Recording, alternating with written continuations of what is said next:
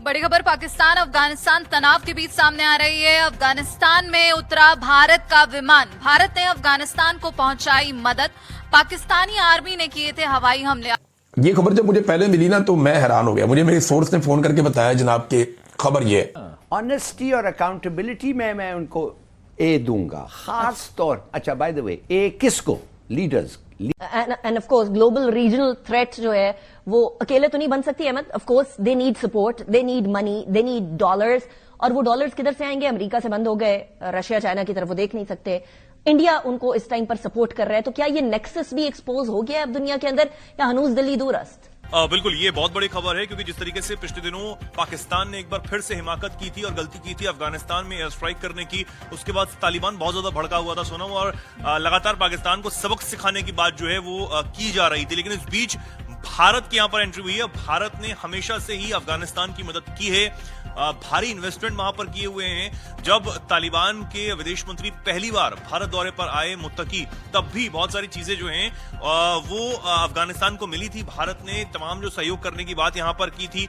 अब वाणिज्य मंत्री भी अभी हाल ही में भारत आकर गए हैं। लेकिन इस बीच भारत ने इस हफ्ते अफगानिस्तान को 73 टन जो लाइफ सेविंग दवाइयां हैं उनकी खेप पहुंचाई है। वैक्सीन है, दूसरी जरूरी जो मेडिसिन है उसकी भारी भरकम खेप जो है वो भेज दी है। ट्रेंड्स हिलाली साहब, आपको लगता है कि थोड़े मुस्बत रुझान की तरफ पॉजिटिव कुछ ट्रेंड्स शो होना शुरू हो चुके हैं? अवाम की हालत ज़ार एक तरफ, एक माशी सूरत हाल है, लेकिन एक कामयाब दौरे के बाद अब इसकी अचीवमेंट्स को किस तरह से इसको पॉजिटिविटी में ट्रांसलेट करेंगे? देखिए, इंडिया के लिए अपनी 1400 साइट्स को खोलने का बाज़ाब्ता तौर पर मुआहदा कर लिया है और इस मुआहदे के तहत इंडिया जनाब अफगानिस्तान के 1400 मुकामात के ऊपर तकरीबन 70,000 करोड़ की सरमायाकारी करने जा रहा है। और ये यकीनी तौर पर इंडिया के लिए भी और अफगानिस्तान के लिए बहुत ही ज़्यादा अहमियत का हामिल प्रोजेक्ट है। अलबत्ता ये बात तय है कि इंडिया की इतनी बड़ी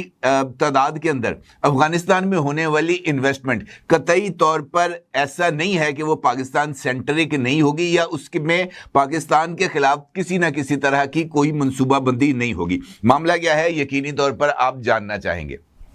अफगानिस्तान के वजीर तिजारत नूरुद्दीन अजीजी इस वक्त इंडिया के दौरे पर थे और उन्होंने अपने इंडिया के दौरे के दौरान जो इंडियन मिनिस्ट्री फॉर माइनिंग है उसके साथ एक मुआहदा किया है। इस मुआहदे के तहत अफगानिस्तान में मौजूद कानकनी की 1400 साइट्स को इंडिया के लिए खोल दिया जाएगा। यानी इन 1400 कानों के अंदर से मादनियात तलाश करने के लिए सोना, चांदी, तांबा या क्रिटिकल अर्थ मिनरल्स, इनकी तलाश के लिए इंडिया को एक ब्लैंक चेक दे दिया गया है और इसकी बुनियाद पर इंडिया अफगानिस्तान के अंदर तकरीबन 32 अरब रुपए की सरमायाकारी करेगा। मगर जो कुछ इस वक्त पाकिस्तान के साथ हो रहा है ये वो बारूदी सुरंगें हैं जो पिछले कई सालों में बिछाई गई। हर सियासी हुकूमत, खास तौर पर जरदारी के दौर जो 2008 से शुरू हुआ, बल्कि उससे भी पीछे 90s के दौर में, जब जरदारी ने इंडिपेंडेंट पावर प्रोड्यूसर्स IPP के प्रोजेक्ट्स मुल्क में लगाए और जिन शर्मनाक और ख़तरनाक शराइत पर उनको लगाया गया, और उसके बाद आने वाले जमहूरी दौरों में जो पाकिस्तान की मईशत की तबाही मचाई गई, वो सारी बारूदी सुरंगें अब आकर फटना शुरू हो गई हैं। पूरे मुल्क में एक तूफान मचा हुआ है। कोई कह रहा है कि अमीरों के यूनिट्स, जो मुफ्त यूनिट वो इस्तेमाल करते हैं, वो ख़त्म कर दो, मसला हल हो जाएगा। किसी ने कहा उसके पेट्रोल जो वो मुफ्त इस्तेमाल करते हैं उसको बंद कर दें। मसला इतना सीधा और आसान नहीं है। आप मुझे ये बताइए कि अगर आप पाकिस्तान की पूरी सिक्योरिटी TTP के हवाले कर दें तो फिर पाकिस्तान की सिक्योरिटी कहाँ जाएगी? अगर आप पाकिस्तान की पूरी सिक्योरिटी अजीत कुमार डोवल के हवाले कर दें कि तुम जिम्मेदार हो पाकिस्तान की सिक्योरिटी को देखने का, तो फिर वो क्या करेगा पाकिस्तान के साथ? मसला बहुत ऊपर से शुरू होता है। आज हम कोशिश ये करेंगे कि पाकिस्तान के जो इस वक्त माशी मसाइल हैं इनको ब्रेक डाउन कर दें मुख्तलिफ कंपोनेंट्स में।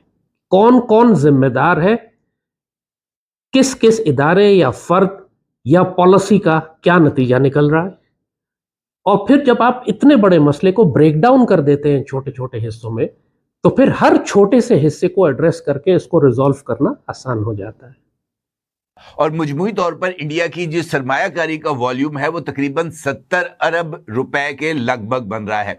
इसका मतलब यह है कि इन तमाम मुकामात पर ना सिर्फ इंडिया के जो माइनिंग एक्सपर्ट्स हैं वहां पर वो मौजूद होंगे, इंडिया के इंजीनियर्स वहां पर मौजूद होंगे, इंडिया के टेक्नीशियंस वहां पर मौजूद होंगे और मुमकिना तौर पर अफगानिस्तान के अंदर इंडियन फुटप्रिंट्स और खास तौर पर रॉ की मौजूदगी और इंडियन आर्मी की मौजूदगी कतई तौर पर बईदस के आस नहीं है। यह बात भी बड़ी अहमियत की हामिल है कि इस कानकनी के लिए जो सामान इंडिया से मंगवाया जाएगा उसके लिए अफगानिस्तान की तमाम एयर बेसिस बशमूल बगराम एयर बेस को भी इंडिया के लिए खोल दिया गया है और इंडिया को वाज़ेह तौर पर इस बात पर आमादगी का इजहार किया गया है कि अफगानिस्तान के अंदर इन मादनी ज़खायर की तलाश के लिए इंडिया को जिस तरह की सहूलत अफगानिस्तान से दरकार होगी अफगानिस्तान वो सहूलत इंडिया को देने के लिए तैयार होगा। इस हवाले से बीबीसी ने एक रिपोर्ट शाया की है, उस रिपोर्ट का अक्स आप इस वक्त अपनी स्क्रीन पर देख सकते हैं, जिसमें इस बात का इजहार किया गया है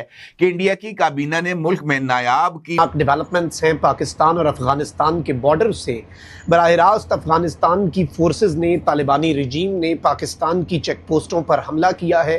पाकिस्तान के साथ बाज़ाब्ता तौर पर अब ये कहा जा सकता है कि ये सीज फायर जो कि एक नाम निहाद सीज फायर था। का ध्यान नमस्कार दोस्तों, जय हिंद। अफगानिस्तान में आए भीषण भूकंप के बाद हालात बेहद गंभीर हो गए। सैकड़ों लोग घायल हैं, कई घर तबाह हैं और अस्पतालों में दवाइयों की कमी है। लेकिन इसी कठिन समय में एक देश सबसे पहले मदद लेकर सामने आया। वो देश है भारत। जी हाँ, भारत का विमान काबुल एयरपोर्ट पर उतर चुका है, लेकर 73 टन जीवन रक्षक दवाइयाँ, वैक्सीन और जरूरी मेडिकल सप्लाई, साथ ही भूकंप से प्रभावित परिवारों के लिए फूड सप्लाई भी भेजी गई है। इसे कहते हैं इंडिया द फर्स्ट रिस्पॉन्डर। चलिए जानते हैं पूरी खबर। दरअसल करीब 2 बजे सोमवार को उत्तरी अफगानिस्तान के इलाकों में 6.3 की तीव्रता का भूकंप आया। कई लोगों की मौत की खबर और कई लोगों की घायल होने की खबर सामने आई। कई ऐतिहासिक इमारतें क्षतिग्रस्त हो गई और सबसे दर्दनाक मजार ए शरीफ का मशहूर ब्लू मस्जिद भी क्षतिग्रस्त हुआ। अस्पतालों में दवाइयों की भारी कमी हो गई, लोग खुले में रहने को मजबूर थे